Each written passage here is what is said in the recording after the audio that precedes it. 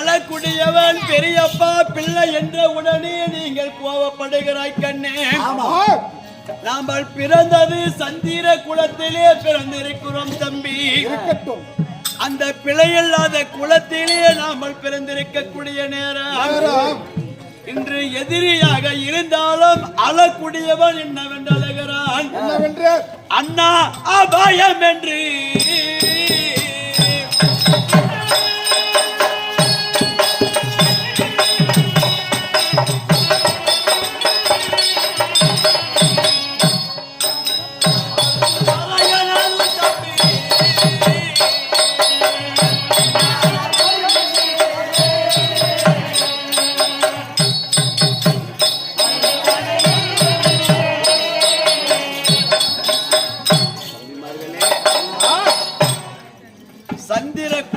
என்பது ஒரு மரம் இருக்கிறது. நாம் பிழையில்லாத குலத்திலே பிறந்தவர்கள். அந்நாள் முதல் இந்நாள் வரை இந்த குலத்தின் பெருமை சத்தியம் தவறாத சந்திர குலம், கோடு தவறாத குருகுலம் என்று நம்மளுடைய வம்சாவளியானது இருக்கிறது. குற்றம் செய்தவனுக்கு தண்டனை கொடுக்கலாம். தவறு செய்தால் தண்டனை உண்டு. சரி, ஆனாலும் எதிரியா இருந்தாலும் அபயம் என்று வந்தால் அவரை ஆதரிவதுதான் நம்மளுடைய கடமை என்று குல வழக்கம் சொல்லுகிறது. சந்திர குலத்தின் வழக்கம்.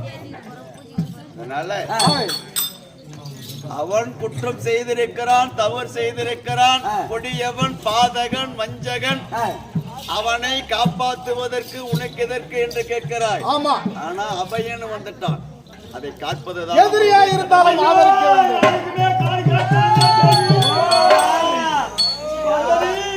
செத்து போயிட்டு ஒருத்தர் கூட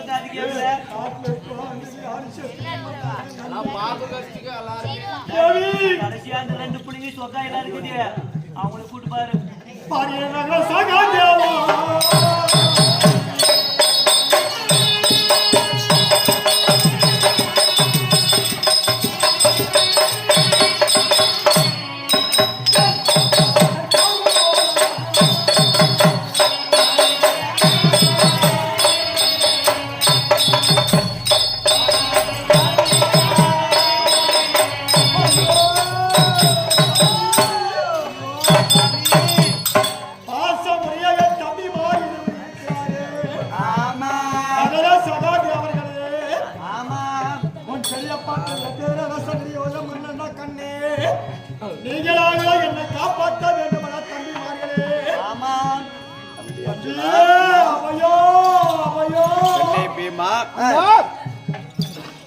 பிறந்த நாள் முதல் இது நாள் வரை எத்தனையோ நமக்கு கொடுமைகளும் வஞ்சனைகளும் செய்திருந்தாலும் இந்த அண்ணனுடைய வார்த்தைக்கு கட்டுப்பட்டுதான் நீங்களும் இதுவரை இருக்கிறோம். ஆனால் இந்நாளையிலும் அபயம் என்று வந்தவனை ஆதரிப்பதுதான் கடமை. மனிதிலே எதிரி என்றிருந்தாலும் நம்மளை தேடி வந்தவனை வாவென்று அழைக்கணும். அண்ணா, நீ எத்தனை சொன்னாலும் அதாவது இன்னாலே நம்ம சரி செய்வாரை போல் எனக்கு தோற்றம் நினைக்கிறேன்.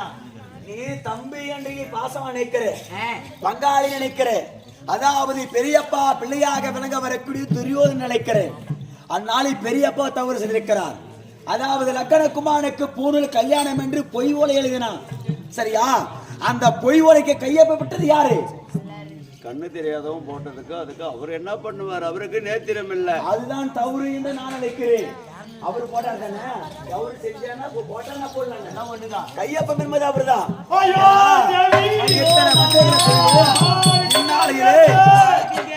அந்த காதக துரியோதனாகப்பட்டவனால் இன்று நமக்கு சதி நேருவதை போல் ஏதாவது பச்சனை செய்வான் காட்டிலும். ஆனால் நீ சொல்லக்கூடிய வார்த்தைக்காக நான் போகலாம் என்று நினைக்கிறோம். சொல்லு தம்பி.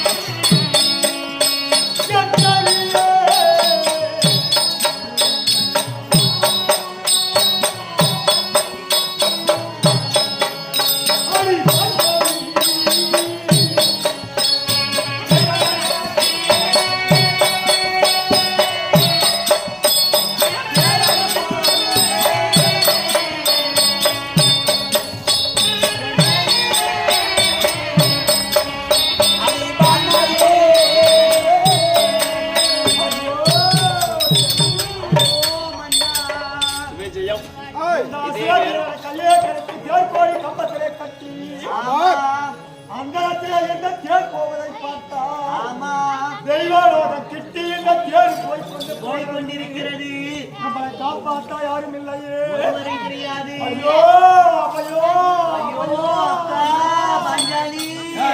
ராஜேஸ்வரி அவர்கள் பணம் அளித்திருக்கிறார். மாதற்குள்ள மாணிக்கம் ராஜேஸ்வரி அம்மையார் அவர்கள் அழைக்கக்கூடிய பணமானது செத்து சிவமதி மாண்டு வைகுந்தம் 4ஆம் பதவி அடைந்திருக்கக்கூடிய சீனிவாசன் பேரிலே கொடுக்க, சீனிவாசன் அவர்களோ ராஜேஸ்வரி உள்ளத்தில் குடியாக இருந்து சிறந்த செல்வத்தோடு பாதுகாக்க வேண்டுமே என்று ஆண்டவனை வேண்டுகிறோம்.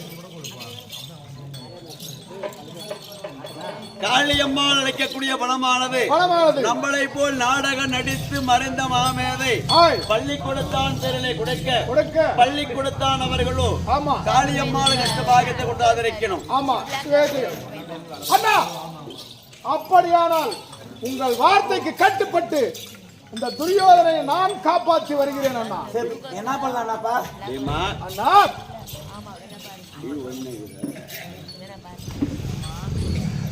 அதாவது நீயும் செல்வாய். ஆமா, துரியோதனை காப்பாற்றுவ உன்னால் முடியும். இருந்தாலும் துரியோதனன் உன்னை பார்த்தால் அவனே பயந்து ஓடி விழுந்து விடுவான். என்னை கண்டால் அவனே ஓடி விழுந்து, அவனே ஓடி எங்கேயாகிலும் பள்ளத்திலே விழுந்து தானாகவே மடிந்து விடுவான். அந்த பாவம் செயல் நம்மளே சேர்ந்து விடும். நீ வேணா, நீ என்னோடு இரு. சரி, ஆகட்டும் அர்ஜுனா. துரியோதனை இந்நாளையில் எந்த அசுரனிடத்திலே இருக்கிறான் என்பது தெரியவில்லை. அசுரனா இருந்தாலும் சரி, அரக்கனா இருந்தாலும் சரி, அவனை அடிப்போ என்பது தெரியாது. என்னுடைய தம்பி துரியோதனை என்னிடத்தில் கொண்டு வந்து ஒப்படைப்பது உன்னுடைய கடமை. இது அண்ணனுடைய ஆணை. உடனடியாக சென்று துரியோதனை மீட்டு வா. உன் தம்பியை பத்திரமா கூட்டின்னு வரணும். ஆமா, கூட்டின்னு வர போனா. ஐயோ ஐயோ மாமா, ஐயோ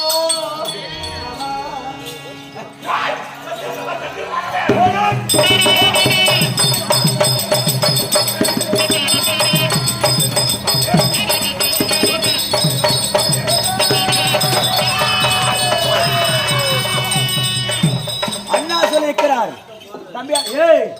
தம்பி அர்ஜுனா, அதாவது இந்த பெரியப்பா பிள்ளையாக விளங்க வரக்கூடிய துரியோதனாகப்பட்டவனை எந்த ஒரு அரசனாக இருந்தாலும் சரி, எந்த ஒரு அசுரனாக இருந்தாலும் சரி, அவனை அடித்து துடைத்து விட்டு தம்பியை சொல்லிக்கிறான்.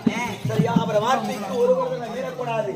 அங்க வார்த்தையா, அதாவது ரதமாகப்பட்டது இந்த விண்ணுக்கும் மண்ணுக்கும், அதாவது அகிலோகமே சென்று கொண்டிருக்கிறது. அந்த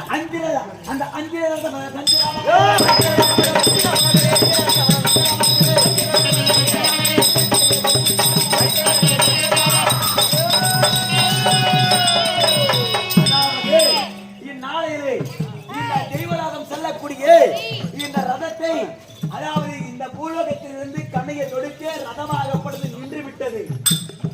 மாமா, கம்பெனி தயிர் குடிச்சாச்சு போச்சு. என்ன ஆகி போச்சு தெரியல, கம்முன்னு வாழ்க்கை போச்சு நேடியே. என்னத்தான் ஆகி போயிருக்க மாட்டேங்குதோ.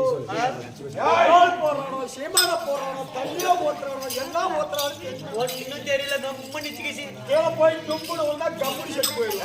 நம்ம 2 பேரும் என்ன காரணம் தெரியவில்லை. ரதமாகப்பட்டது அந்திரமாக ஜலத்தில் ரதமாகப்பட்டது என்று விட்டது. மீண்டும் ஒரு முறை ஓட்ட வேண்டாம்.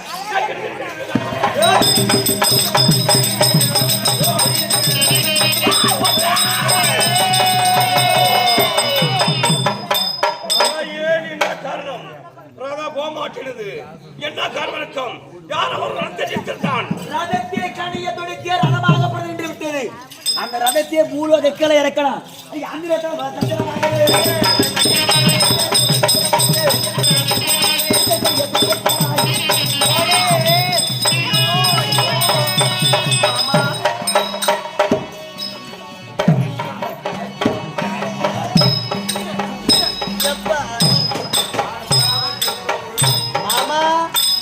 அந்த கீழே பூமிக்கு வந்துருக்கீங்க. பூமி இருக்கிற கண் கண்டு பாரு.